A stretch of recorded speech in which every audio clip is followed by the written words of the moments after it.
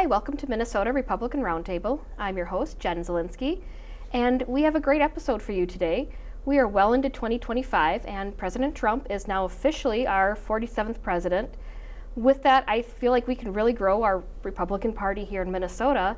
We have Zach Knudson from Minnesota Log Cabin Republicans. Welcome, Zach. Hi, Jen. Thanks for having me. Yeah, it's good to have you, and we're going to talk a little bit about the affiliate that you run here in Minnesota. First of all, Zach, tell us about yourself. Yeah, I grew up in St. Francis, Minnesota. I got my start in politics very, very early. My parents were always a little bit politically involved, but my first kind of initial entrance into politics was I dressed up as George Bush in second grade. Awesome. And passed out George Bush literature at school. And from there, it just kind of became a passion of mine. I've always really loved politics, particularly presidential politics, and got my start into actual political activity with Kurt Dowd. He was actually my school bus driver in elementary school, and as we know, he became the Speaker of the Minnesota House. So I helped him on his first campaign in his volunteer committee, and when he became the Speaker, he hired me into the House of Representatives, and that's where I got my first official start there. I live right now in Lauderdale, Minnesota, right by Roseville, with my partner Trace, and been a part of the Log Cabin Republicans for quite some time. I've been the president for just over 4 years. Great, and you were right into Minnesota politics. Yes. I mean, not even a watcher or somebody viewing it from the outside. You were right in the middle of it. Right, absolutely, yeah. It was an awesome time. You have that insight. It sounds like it. Let's talk about Log Cabin Republicans. Probably not a group that some people always associate with the Republican Party or conservative values. Who are the Log Cabin Republicans? Are they people who build houses, or what exactly do they do? You remember that joke that I do remember that when joke. Someone asked us if we build log cabins. So the log cabins got its start back during actually Governor Reagan's administration when he was governor. Okay. And it was something that teed it off was the Briggs Initiative. It was kind of like a constitutional amendment here in Minnesota. And the Briggs Initiative essentially wanted to ban LGBT teachers from teaching. Ronald Reagan came out against that initiative. It ended up failing, but a part of that campaign, Log Cabins, was born.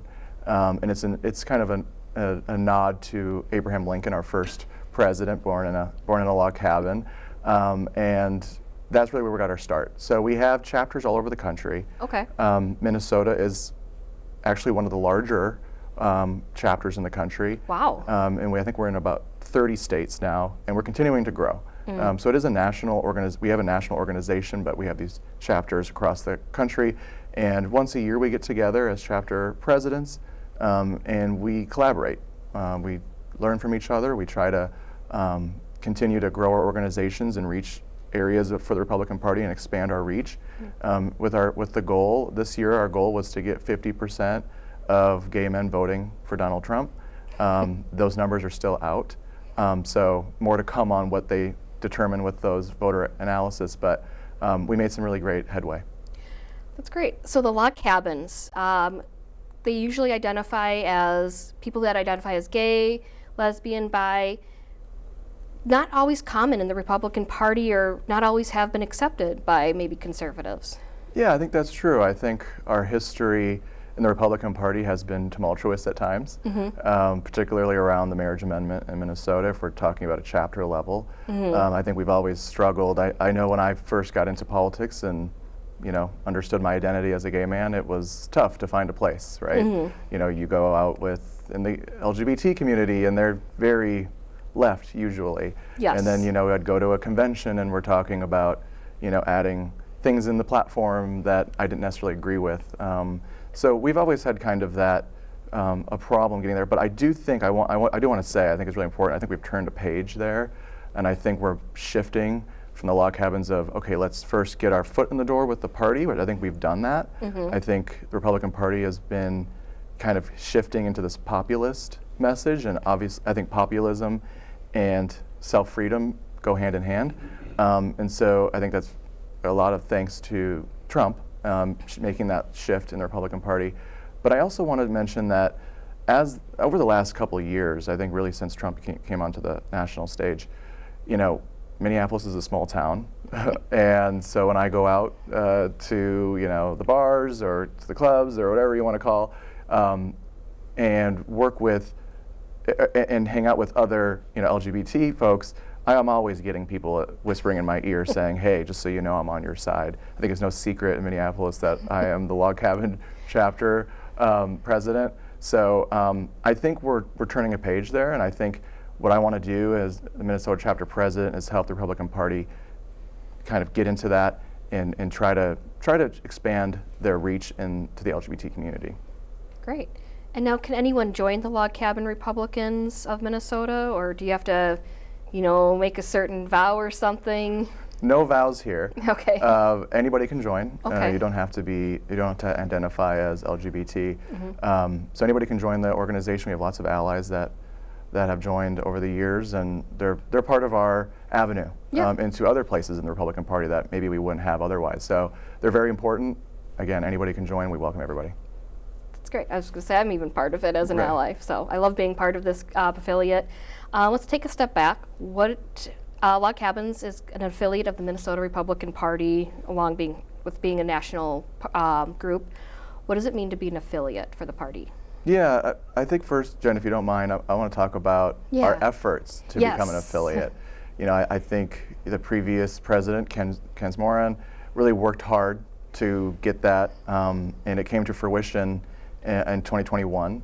And so it was a hard-fought battle, right? We just, at that time, it was less than 10 years prior that we had the marriage amendment on the ballot, and we were fighting our own party on that effort. And so we've come a long way, and I want to just say that I'm really proud of the party. I'm very proud of how far they've come, and I think we were absolutely welcome to the Republican Party. In fact, the last time we were reaffiliated, up for reaffiliation, it passed pretty easily. And so even in my time as chapter president, I've noticed the shift there. And I think people are realizing if you want to win elections, it's all about addition, not subtraction. And so an affiliate, in my opinion, especially for the log cabins, I think we are a partner for them to get into that community. I think, like I said, there's a lot of potential there from both ways. I think we need to do a better job as a chapter to let people know that we exist, which is always hard. But then also, I think we can get into that community, and it's a very loyal community voting base. Whether you are LGBT right, LGBT left, people are very loyal to how they vote. And so if we can continue to chip away at that, I think we can get, in the years to come, a lot of benefit from that. Absolutely. And, we talked about people come up to you, whisper in your ear that, hey, I agree with you. Do you think that Republican values, conservative values resonate with those in the LGBT community? Oh, absolutely.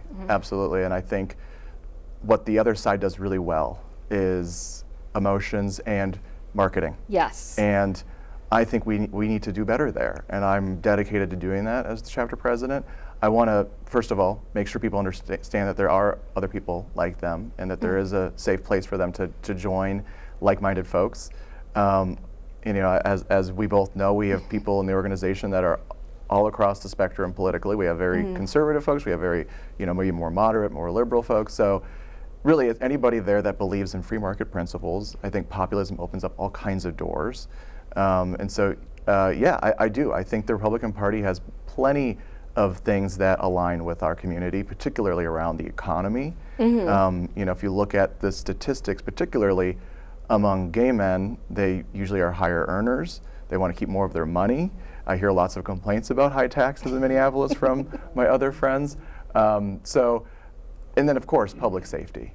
We've seen, a lot of our hangouts in the LGBT community is in Minneapolis. And over my time being in the cities, it can be really sad to watch that. Over the last 10 years, I used to feel safe walking home, late at night. We all have noticed that. You just don't leave some of these places without a friend with you. So I think there's lots of areas. Public safety, economy are two of the top ones that I think we can use to leverage ourselves into the community. Absolutely. And just, again, like you said, bring more people into the Republican side. Maybe they don't have to be necessarily out about their Republican values, but we can say, hey, we are a safe group for you, and we want you as part of our party.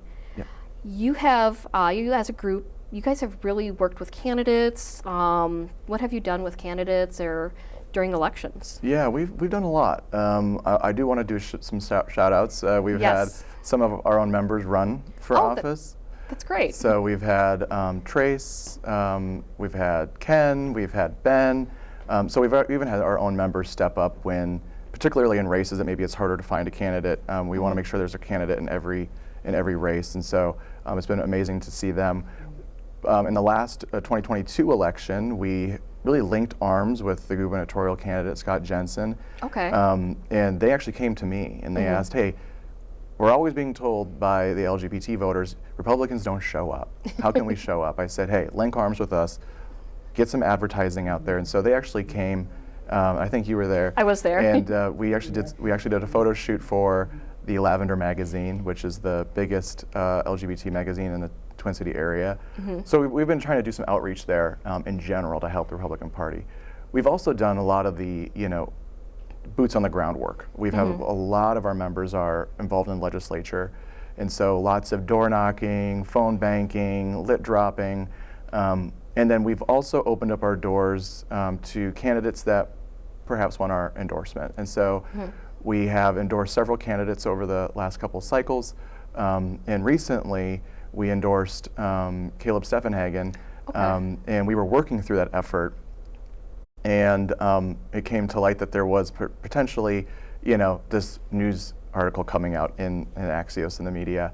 And so we were able to help him talk through some of the issues that maybe other Republicans don't have as much insight into, particularly on LGBT issues. Okay. So we've been trying to be that partner, that tool in the toolkit, where candidates and others can come to us and we can help them. Be that support. I think candidates need that, especially when they're looking at what do I do as a candidate, how do I approach certain issues. Not that they don't understand how they feel about issues, but how do they approach certain issues, and I think that's huge. Yeah, absolutely. Yeah.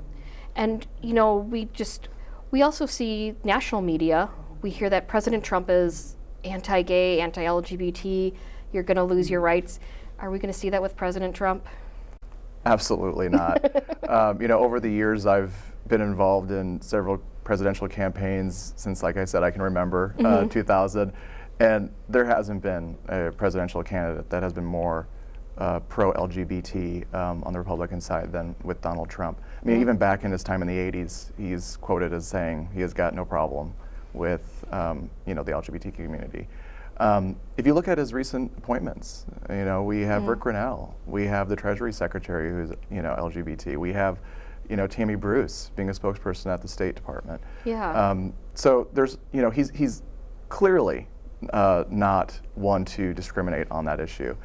But if you also just look at his policies, if you look at the last 2024 National Convention, he eliminated all of the anti-LGBT language from the national platform. That's good. And that was something that they thought was not going to be possible. And he was able to do it unanimously. So he's taking those steps. I think, like I said, we always have room to grow. We always have minds to convince and people to maybe come a little, move them a little bit. And we're always welcoming those conversations. I've had many of them over the years. And we're definitely not going to ever judge anybody if maybe they don't quite understand or quite agree with everything we stand for, but we'll always be willing to talk in a judge-free zone. And with President Trump, absolutely. I do not feel that way. In fact, I've been to Mar-a-Lago 3 times. You have been. I have been. We've had 2 events with the national organization. They do a Spirit of Lincoln Gala, and Donald Trump's hosted that at Mar-a-Lago twice. And this is the National Log Cabin. Correct. Yeah, Okay. and everyone from all over, you just have to buy a ticket and you can attend, even if you're not a part of the organization. If you want to come, you can. So it was really an amazing event going to see Mar-a-Lago. I got to shake Trump's hand. Melania got an award one year, and so she showed up and gave a speech. And then recently, a couple of my friends from the national organization that I met through being chapter president, they got married there. Oh, awesome! So there was a gay wedding at Mar-a-Lago. We drank all the wine. They were out of wine at the end. Yeah. But we had a great time. And so, absolutely, everything I've seen from him in terms of the way he talks, his actions, And you know, all of the benefit that he has given the log cabins, he really does take us seriously. He's called into some of our chapter president calls before for a minute or two. Don Jr.'s done the same.